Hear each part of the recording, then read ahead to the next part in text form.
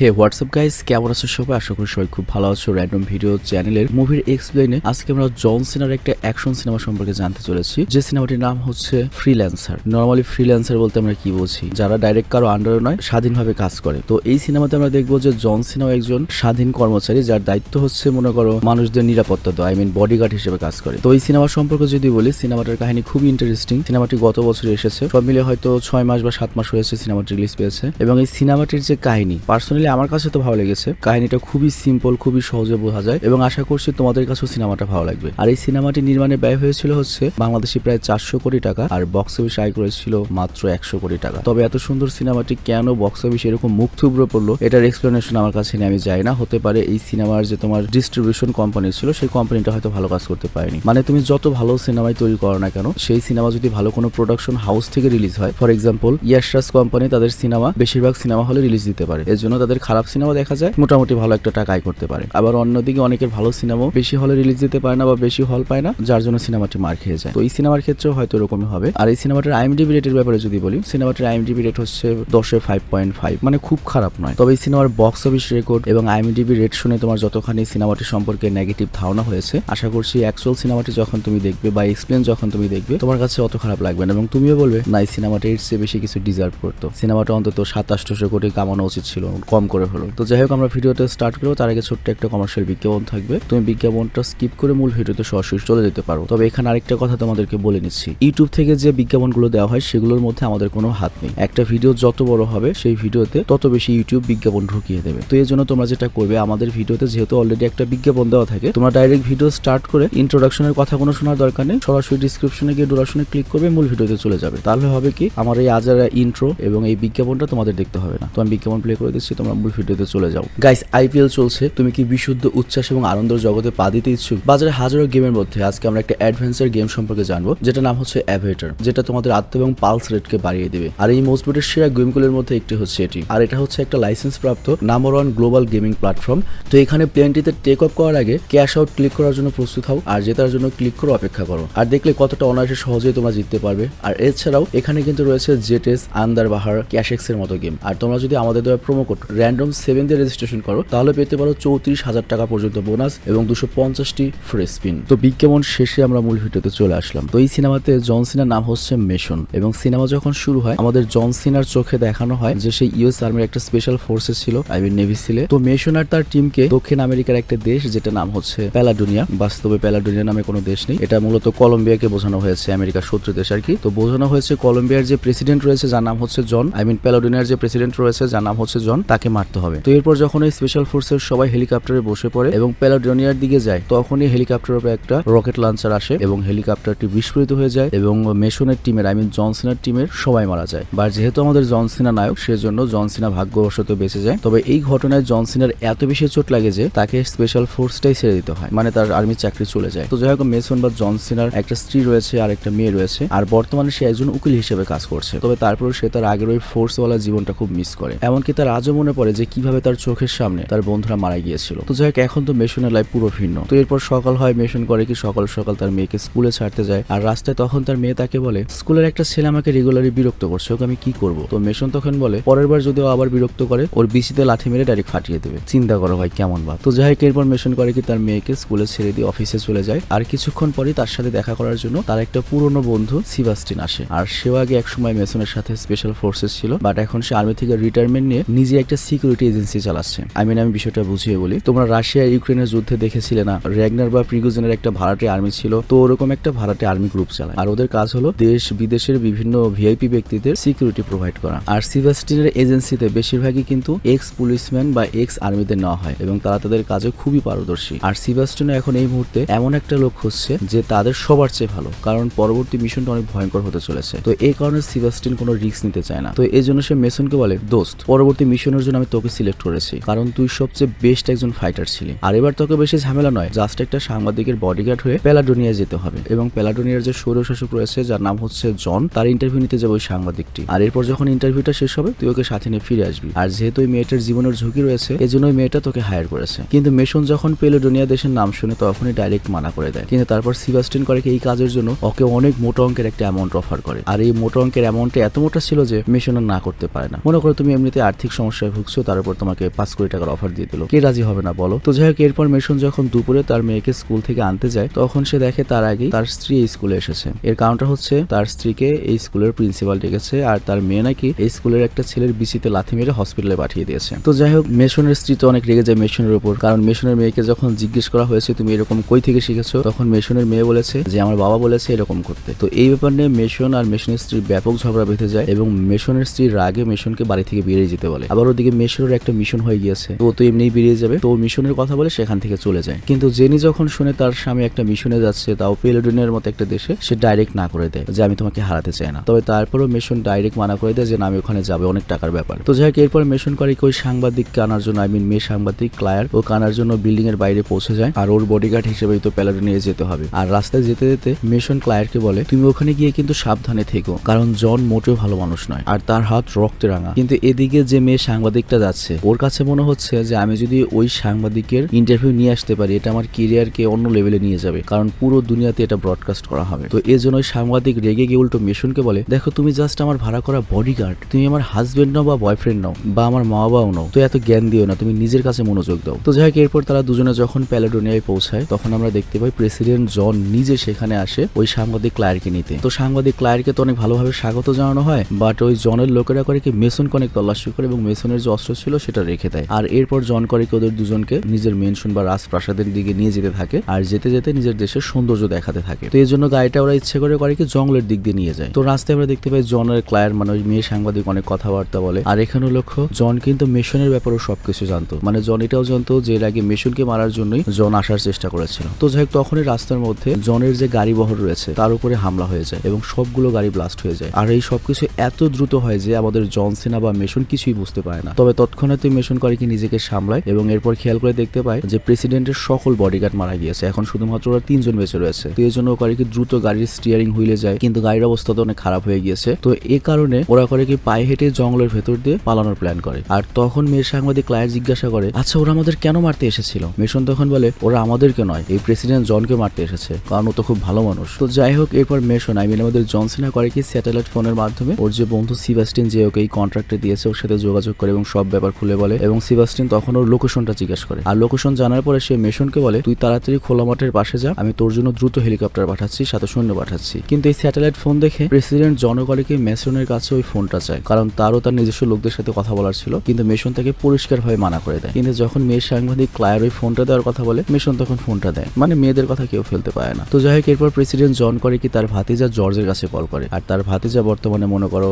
সেনাবাহিনীর ইনচার্জে রয়েছে এবং এই হামলার ব্যাপারে সব খুলে বলে। আর ওইদিকে আমরা দেখি প্রেসিডেন্ট জনের ভাতিজা জর্জ যখন জানতে পারে যে তার চাচা এখনো বেঁচে রয়েছে, সে একদম খুশি হয় না, কারণ ও নিজেই তোর চাচাকে মারার জন্য লোক পাঠিয়েছে, ওই হামলা তো ওই করিয়েছে। আর ওর ভাতিজা জর্জ এত চমৎকার একটা জাল বিছিয়েছিল যে এই দেশের যে আর্মির প্রধান তাকেও নিজের সাথে নিয়ে নিয়েছে। তো যাই হোক, তখন এখানে আরেকটা ভাড়াটে আর্মি গ্রুপের লিডার আসে, মানে সেও আর কি ওই যে জন সিনার বন্ধুর মতো আর কি ভাড়াটে আর্মি, ও আমেরিকান, এবং সে জর্জকে জানায় যে জন বেঁচে গিয়েছে। আর জর্জও একই কথা বলে যে না, মাত্র আমার সাথে কথা হয়েছে। তো এখানে আমরা জানতে পারি এই কেবিনই মূলত জর্জকে নিয়ন্ত্রণ করছে এবং এই কেবিনই মূলত প্রেসিডেন্ট জনকে মারতে চায় এবং এই দেশের কন্ট্রোল নিতে চায়। তো যাই হোক, এরপর কেবিন আবারও জনের উপর হামলা করার অর্ডার দেয় তার লোকজনদের। আর কেবিনের উদ্দেশ্য হচ্ছে সে জনের ভাতিজাকে এই দেশের প্রধানমন্ত্রীতে বসাবে আর তারপর পুরো দেশটা চুষে খাবে। আর এদিকে জন কিন্তু তার ভাতিজার ব্যাপারে সব জানে, আর সে ইচ্ছে করেই তার বেঁচে থাকার খবর তার ভাতিজাকে এজন্যই পাঠিয়েছে যাতে ও সারা দেশে প্রচার না করতে পারে যে ওর চাচা মারা গিয়েছে এবং দেশের ক্ষমতাও দখল করবে। তো যাই হোক, জনকে যে কোনো মূল্যে এখন রাজপ্রাসাদ পর্যন্ত পৌঁছাতে হবে এবং জনের নিজের দেশে এখন মনে করে একটা ঝামেলা লেগে গিয়েছে। তো এই জন্য জন করে কি মেশনকে রিকোয়েস্ট করে যে তুমি আমার সাথে থাকো, আমার সাথে কাজ করো এবং যে কোনো মূল্যে আমাকে জাস্ট আমার রাজপ্রাসাদ পর্যন্ত পৌঁছাতে দাও, তারপর সবগুলোকে আমি উচিত শিক্ষা দেবো। বাট মেশনের এই ব্যাপারে কোনো উৎসাহী ছিল না, সে জাস্ট ডাইরেক্ট বলে দেয় আমি এখানে ক্লায়ের বডিগার্ড হিসেবে এসেছি, তোমার বডিগার্ড হিসেবে নয়। তো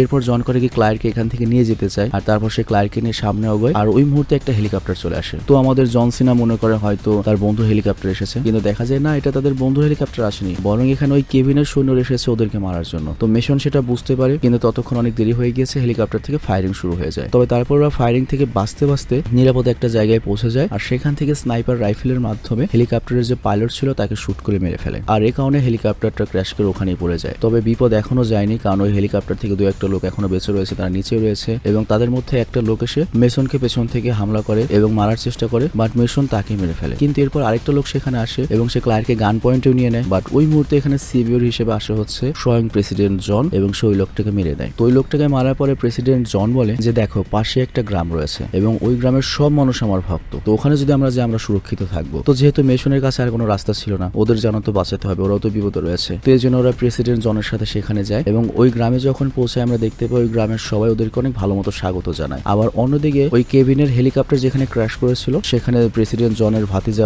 জর্জ পৌঁছে যায়। তো সে ওখানে গিয়েছিল তার আঙ্কেলের লাশ দেখতে, কিন্তু আঙ্কেলের লাশ তো পায় না, উল্টো দেখতে পায় ওদের লোকজনের লাশ পড়ে রয়েছে। আর ওই মুহূর্তে সেখানে কেভিনও চলে আসে। আর কেভিন তখন জর্জকে ধামকি দেয়, তুমি যদি তোমার চাচাকে আমার রাস্তা থেকে সরাতে না পারো তাহলে কিন্তু আমি তোমার চাচাকে তোমাকে দুজনকে মেরে ফেলবো। তো এখানে আমরা পুরোপুরি বুঝতে পারি যে এই সিনেমার মেইন ভিলেন হচ্ছে এই কেভিন, জর্জ নয়। কেভিন জাস্ট পুরো মাস্টারমাইন্ড করে এই দেশটার কন্ট্রোল নিতে চায়। এই কথা আমি অলরেডি একবার বলে দিয়েছি আর কি, আগেই বলে দিয়েছি। আর অন্যদিকে আমরা দেখি গ্রামে যাওয়ার পরই ক্লায়ার করে কি জনের ইন্টারভিউ নেয় আর মিশন তাকে ক্যামেরা ধরে সাহায্য করে। দেখতেই পাচ্ছ আইফোন 13 প্রো ম্যাক্স। তো এই আইফোন 13 প্রো ম্যাক্স দেখে আমি একটা কথাই ভাবি, আইফোন 13 প্রো ম্যাক্স এর দাম মাত্র হচ্ছে 1.5 লাখ টাকা। তো ওই হলিউডের সুপারস্টাররা কত দামি দামি মানুষ, কত কোটি কোটি টাকার মালিক, কি দুঃখ ওদের এই কম দামি ফোন ওদের ইউজ করতে হয়। সিরিয়াসলি আইফোন 13 প্রো ম্যাক্স এখন সবার কাছে রয়েছে রাস্তাঘাটে। তো একটা ফোন বের হওয়া উচিত যেটার দাম হবে 20-30 লাখ টাকা, যেটা ওদের জন্য ভিআইপি ভাবে থাকবে এক্সট্রা আর কি। তো যাই হোক, ইন্টারভিউর সময় আমরা দেখতে পাই প্রেসিডেন্ট জন ক্লায়ারকে বলে আমাদের এই দেশের সকল সুপার পাওয়ারের নজর রয়েছে এবং সবসময় তাদের কোনো না কোনো এজেন্সি হামলা করতেই থাকে। এর কারণ হচ্ছে আমাদের মাটির নিচে লিথিয়ামের অনেক মজুত রয়েছে, এটাকে পাওয়ার জন্য রাশিয়া,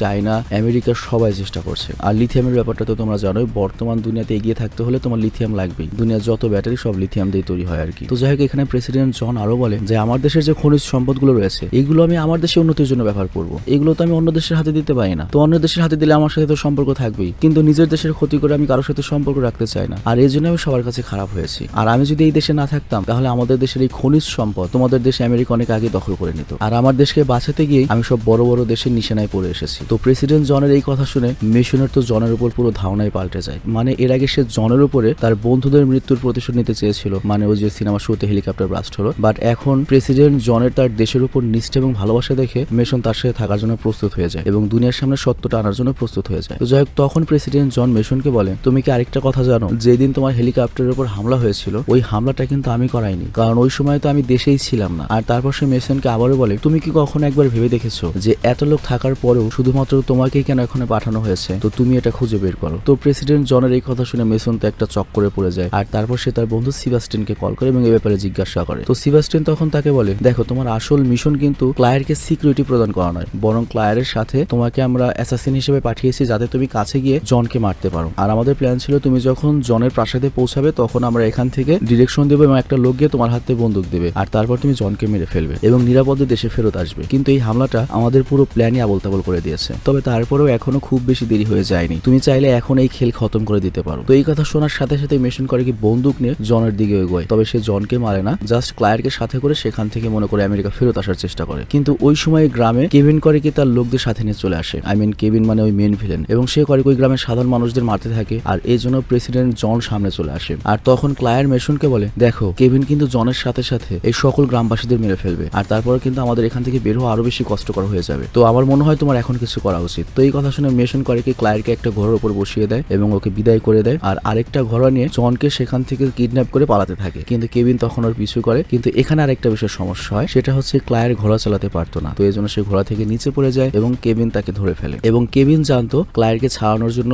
জন এবং মেশন দুজনই আসবে। তো এর জন্য সে আর জন আর মেশনের পিছু করে না। আর অন্যদিকে আমরা দেখতে পাই জন আর মেশন জঙ্গলে পৌঁছে যায় এবং কথায় কথায় জন মেশনকে বলে দেখো আমি জানি তুমি এখানে আমাকে মারতে এসেছিলে, তবে তারপরে আমি এই রিস্ক এজন্যই নিয়েছি কারণ আমি চাই তোমাদের এই ইন্টারভিউর মাধ্যমে পুরো দুনিয়া আসল সত্যটা জেনে যাক যে এখানে আসলে কি হচ্ছে। আমরা একটা জিও পলিটিক্স এর শিকার। আর এরপর প্রেসিডেন্ট জন করে কি মেশনকে নিয়ে তার এক বন্ধুর বাড়িতে যায় এবং সেখানে গিয়ে তার একটা মাস্টার প্ল্যান বানায়। আর মেশনও করে কি তার বন্ধু সিবাস্টিনের সাথে যোগাযোগ করে এবং পুরো বিষয়টা খুলে বলে যে ঘটনাতে এরকম উল্টার এখানে আসলে তো জন খারাপ নয়। আর সিবাস্টিন যেহেতু মেশনের বন্ধু, সেও মেশনের সাথে সঙ্গ দেওয়ার জন্য রাজি হয়ে যায়, কারণ বুঝতেই পারছো জন যেহেতু প্রেসিডেন্ট, ওকে যদি সাহায্য করতে পারে সিবাস্টিনেরও তো অনেক টাকা লাভ হবে। তো সিবাস্টিন বলে তুমি কোনো চিন্তা করো না, আমি নিজে আমার বাহিনী নিয়ে সঠিক সময় চলে আসবো। তো যাই হোক, এর পরের দিনে আমরা দেখি সে করে কি ক্লায়ারকে নেওয়ার জন্য কেভিনের কাছে যায় এবং তারা একে অপরের উপর বন্দুক তাক করে। আর তখন কেভিন মেশনকে বলে দেখো ভাই তোমার সাথে আমার কোনো শত্রুতা নাই, তুমি জাস্ট প্রেসিডেন্ট জনকে নিয়ে আসো আর তোমার গার্লফ্রেন্ডকে নিয়ে যাও। তো জন বলে এটা আমার গার্লফ্রেন্ড না, তুই কি আমার সংসার ভাঙিয়ে নাকি, আমি জাস্ট ওর বডিগার্ড। তো তখন কেভিন বলে যে হোক না কেন তুমি নিয়ে যাও জনকে নিয়ে। তো যাই হোক, ওদের যখন কথা কথন চলছিল তখন জন নিজেই করে কি বাইরে চলে আসে। আর এখানে লক্ষ্য জন কিন্তু একা আসেনি, এটা জনের একটা প্ল্যান এবং জন যখন বাইরে আসে সে পুরো গ্রামবাসীকে সাথে নিয়ে এসেছে। আর পুরো গ্রামবাসী যখন এখানে আসে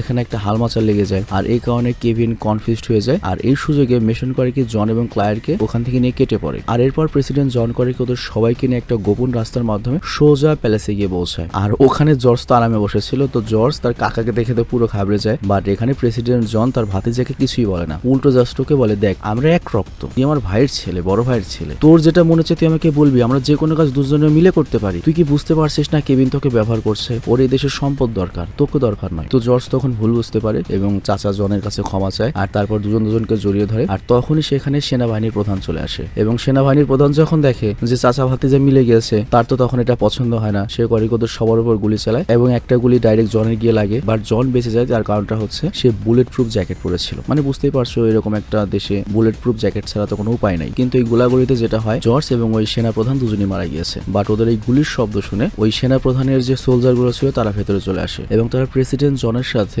মেশন এবং ক্লায়ারকেও গান পয়েন্টে নিয়ে নেয়। কিন্তু তখন প্রেসিডেন্ট জন তার আর্মিদের উদ্দেশ্যে একটা ভাষণ দিতে শুরু করে, মানে মোটামুটি একটা লম্বা চড়া ভাষণ দেয় যে আমরা সবাই এক দেশের, আমরা এই দেশমাতাকে রক্ষা করার জন্য একসাথে লড়াই করবো, তোমরা কেন আমাদের দেশের শত্রুদের সাথে যোগ দেবে। তো তখন আর্মিরাও জনের পক্ষে চলে আসে। বাট ওই মুহূর্তে এখানে চলে আসে হচ্ছে কেভিন তার প্রাইভেট আর্মি নিয়ে এবং সে এসে সবার উপর হামলা করে দেয়। আর ওই মুহূর্তে কেভিনের আর্মিদের সাথে লড়াই করা হচ্ছে প্যালাডোনিয়ার আর্মিরা। বাট তারা কেভিনের আর্মিদের সাথে পেরে ওঠে না, কারণ কেভিনের আর্মিদের কাছে আমেরিকান সব হাইফাই অস্ত্র ছিল। তো অবস্থা খারাপ দেখে প্রেসিডেন্ট জন কারিকে মেশন আর ক্লায়ারকে নিয়ে একটা গোপন রাস্তার মাধ্যমে বেরোনোর চেষ্টা করে, কিন্তু কেভিনের লোকরা ওদেরকে চারদিকে ঘিরে ফেলেছে। তবে তারপর এখানে মেশন বেশ লড়াই করে কেভিনের অনেক লোকদেরকে মেরে ফেলে। আর তারপর তার ফাইনাল মোকাবেলা হয় কেভিনের সাথে। আর কেভিন তখন বলে, হালার পর তুই কি জানিস ওই দিন ওই হেলিকপ্টারের উপর হামলা আমিই করিয়েছিলাম, তোর সকল সাথীদেরকে আমিই মারিয়েছিলাম। আর এটা আমি এজন্যই করেছিলাম যাতে আমেরিকা মনে করে যে আমেরিকান সেনাবাহিনীকে প্যালাডোনিয়ার সরকার মারিয়েছে এবং আমেরিকা এই দেশে এসে হামলা শুরু করে দেয় এবং আমার কাজটাও সহজ হয়ে যায়। কিন্তু আমেরিকা এত ভীতু, খালি মুখেই ফটফট করে, এখানে এসে হামলা করেনি। তো মেশন তখন রেগে যায়, বাট সুবিধা করতে পারে না, কেভিনের সাথে পেরে ওঠে না এবং মেশনকে যখন প্রায় মেরেই ফেলবে তখনই ক্লায়ের পেছন থেকে এসে কেভিনের উপর হামলা করে এবং মেশনের জীবন বাঁচায়। কিন্তু তারপরে কেভিনের কিন্তু অনেক লোক রয়েছে, এখানে অনেক আর্মিরা রয়েছে, তো কোনোভাবে এখান থেকে মেশনদের বাঁচার কোনো সিস্টেমই নেই, আর্মিদের হাতে মারা পড়বে। বাট তখন এখানে সেভিয়র হিসেবে আসে হচ্ছে মেশনের বন্ধু সিবাস্টিন এবং সে তার পুরো আর্মি নিয়ে এসেছে। আর তার আর্মিদের কাছে তো মনে করো আরো হাইটেক অস্ত্র রয়েছে। তো ওরা সবাই মিলে কেভিন এবং ওদের সকল আর্মিদের মেরে ফেলে এবং এর সাথে প্যালাডোনিয়া আবারও শান্তি স্থাপিত হয় এবং একটা বিদ্রোহ থেকে প্যালাডোনিয়ার সরকার বেঁচে যায়। কিন্তু শুরু থেকে এই পর্যন্ত যা যা কিছু হয়েছে ক্লায়ার তার আইফোনে সবই রেকর্ড করে নিয়েছিল এবং এরপর সে পুরো দুনিয়ার সামনে এই সত্য প্রকাশ করে। আর এর ফলে ক্লায়ারের অনেক নাম হয়ে যায় এবং প্রেসিডেন্ট জনও পুরো দুনিয়া থেকে অনেক সম্মান এবং ভালোবাসা পায়। তো যাই হোক, এরপর প্রেসিডেন্ট জন পুরো দুনিয়ার উদ্দেশ্যে বলে যে প্যালাডোনিয়া আমরা একটা ফেয়ার ইলেকশন দেবো, এতে আমি হারি বা জিতি তাতে কোনো সমস্যা নেই। মানে জন আসলে মনে করো রাজার ছেলে ছিল, কিন্তু এবার সে একটা ইলেকশন দেবে। আর মেশনকেও টিভিতে দেখানো হয়, আর মেশনকে টিভিতে দেখে মেশনের স্ত্রী জেনে খুব খুশি হয় এবং মেয়েকে যে শিক্ষা দিয়েছিল বিসিতে লাথি মারতে সেই কথাটা ভুলে যায় আর কি, রাগটা চলে যায়। তো যাই হোক, এরপর মিশন শেষ করে মেশন করে কি তার স্ত্রী আর মেয়ের কাছে আমেরিকাতে ফেরত আসে আর তারপর তাদেরকে ঘোরাতে নিয়ে যায়। বাট তখনই প্রেসিডেন্ট জন করে কি মেশনকে একটা মেসেজ করে এবং ওখানে লেখা ছিল, তোমাকে আমি একটা গিফট পাঠিয়েছি, তোমার এটিএম কার্ডটাকে একটু চেক করবে। তো এরপর মেশন করে কি তার কার্ডটা নিয়ে এটিএম এ যায় আর তারপর যখন অ্যাকাউন্টটা চেক করে তখন তো মনে করো যে